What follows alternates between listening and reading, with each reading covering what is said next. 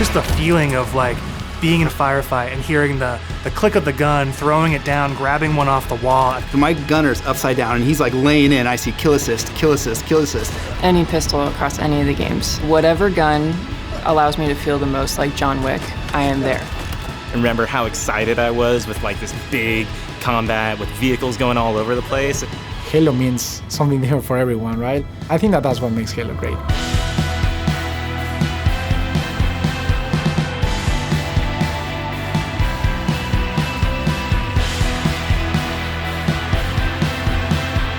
What is Halo multiplayer? And for me, it boils down to this tight arena-style combat and big team battle, this wide open, vehicle-infused kind of combat. We're taking that awesome legacy or classic Halo combat experience and modernizing it in ways that'll feel fresh to old players and really exciting to new players. We're gonna give you great ways to customize your Spartan, really make your super soldier your own, and we're kicking off a journey, an experience that's gonna evolve month to month, season to season, year after year. For me, working through this multiplayer of this game, and the toughest challenge I think was really about how do we respect the legacy of what came before us, but still build something that feels new. We've tried to bring all these elements of legacy and really inject them into Halo Infinite, not just like in a way where you kind of won't notice it, where you feel like, oh, they really designed this to be a celebration of previous Halo, as well as an iteration of where Halo can go next.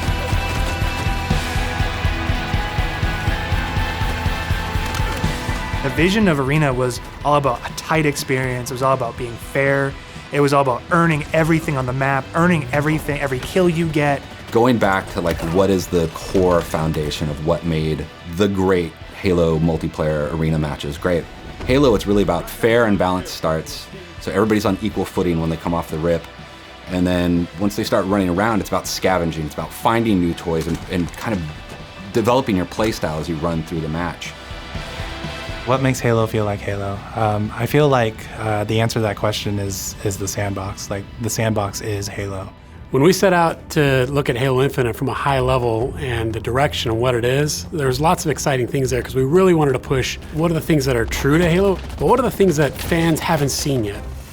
Equipment is back, but equipment is kind of has a bigger voice than ever before. We ask questions to ourselves of if you could go after a power weapon to get a bunch of kills, would you do that, or could you go and get grapple to make sure that you swing yourself to the other side of a map to back cap a stronghold? We saw it as like another avenue of not just skill expression, but tactics for teams to coordinate around. The exciting combinatory nature of this toy plus this toy and how those interact with objectives is super amazing. Looking at how the power-ups play, like your classic power-ups like the overshield and the active camouflage. For this title, what we're looking at, what we're excited for, is you pick that up and you choose when you activate it. It goes into your inventory. If you haven't used it and someone kills you in multiplayer, you drop that overshield and then they could take it, use it for themselves. That to me is very legacy, but we took the equipment side of it and modernized it. When it comes to the vehicles, we went in and decided to invest a lot in the systems. When I take damage in my Warthog, my wheels can get blown off, my hood can get blown off. There's different aspects of the vehicle that change how my vehicle handles now. And that's something that's brand new. The other thing we added to that is like this doomsday mechanic. So when you hit this threshold, the vehicle catches fire, and it's very much, you've got a certain amount of health or a certain amount of time, and you gotta choose what you wanna do with the last minutes of this vehicle. We've got a cousin to the Warthog, which is the Razorback. The back has this like multi-storage compartment that you can put a lot of stuff into. So if you want to put like detached turrets, power weapons, fusion coils, objectives, and that is what's really making the Razorback kick a lot of butt in MP and campaign. The levels define pace for the game, how frantic it is, and they define that iconic fantasy for players as they're entering that match. What do they want to do? What type of experience are they hoping to have? What kind of combat, what kind of dance floor is there available to have that combat in? For me, BTB is all about experiencing the full extent of the sandbox of Halo in just one match, right? Like you see the vehicles, the weapons, the equipment. We really wanted to take that kind of concept, those feels you had, playing the previous games, and just turn the volume up. Vehicles are no longer just spawning at bases anymore. We have pelicans delivering them, and we have a commander in your ear telling you that pelicans are going to be dropping off these vehicles. Scorpion tank is inbound. We have Halo 2 style Delta Halo mission weapon pods that fall from the sky to resupply the field. That's where it makes it feel like a real battlefield, and it's very exciting. This is not just more players, this is just this certain beautiful slice of sci-fi chaos.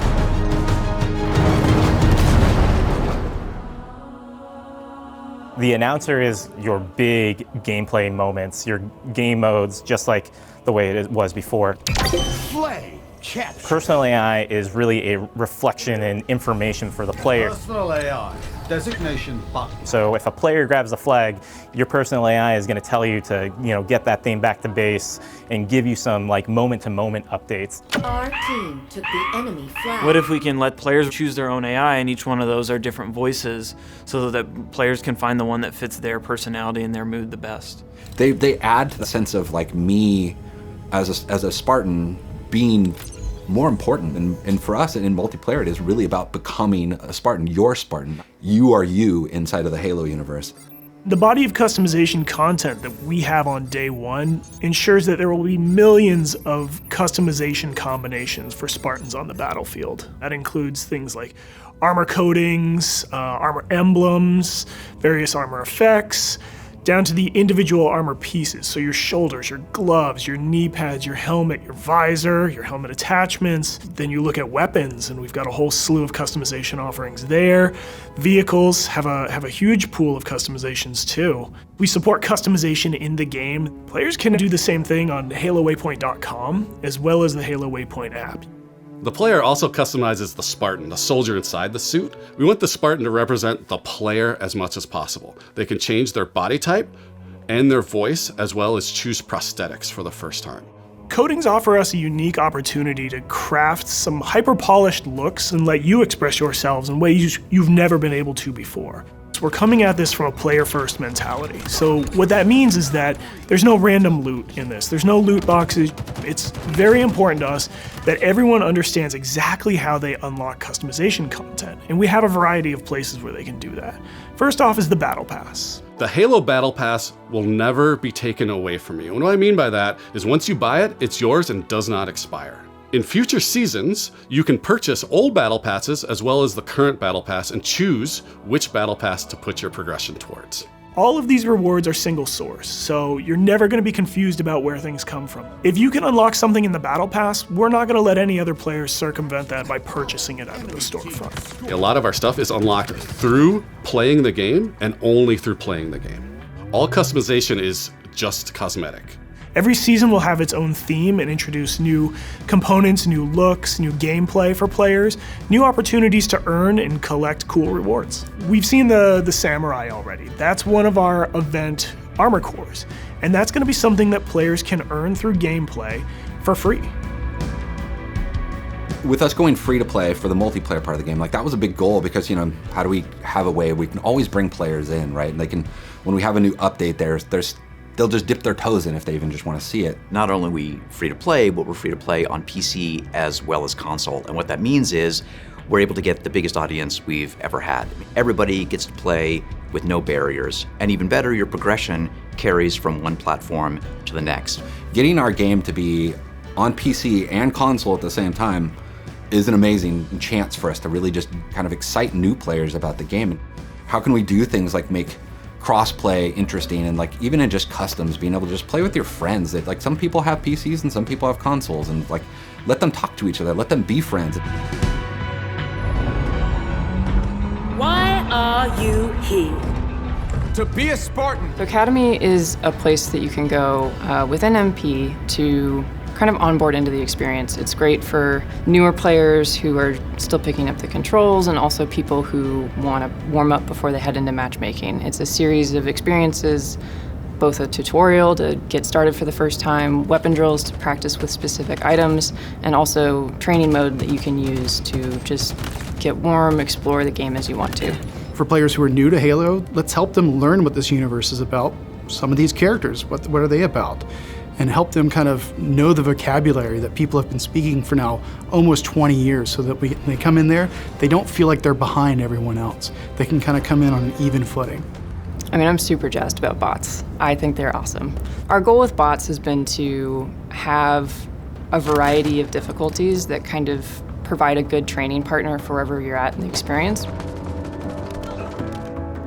Partnering with our players on the road to launch and after launch is absolutely critical, right? I mean, Halo's always been about the community conversation. We want to make sure we hear our players, make changes where we can based on that feedback, make sure the game is ready for launch, and then even beyond launch. What I'm genuinely excited about is taking the game out of our hands and putting it into the community's hands.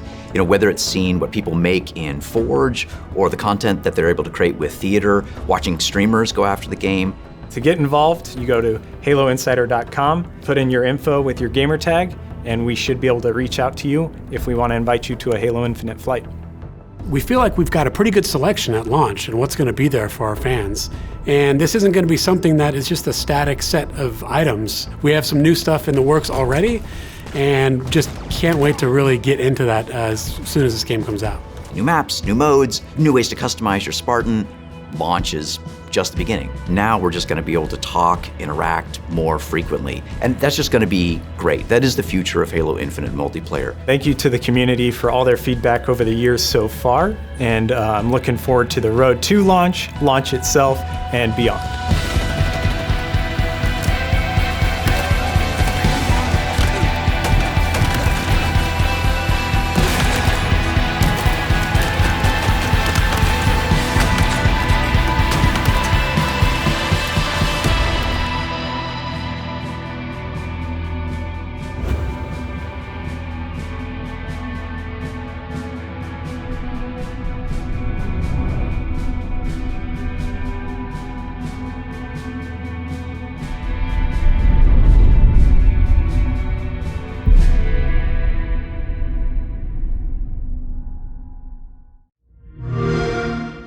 Play it day one with Xbox Game Pass.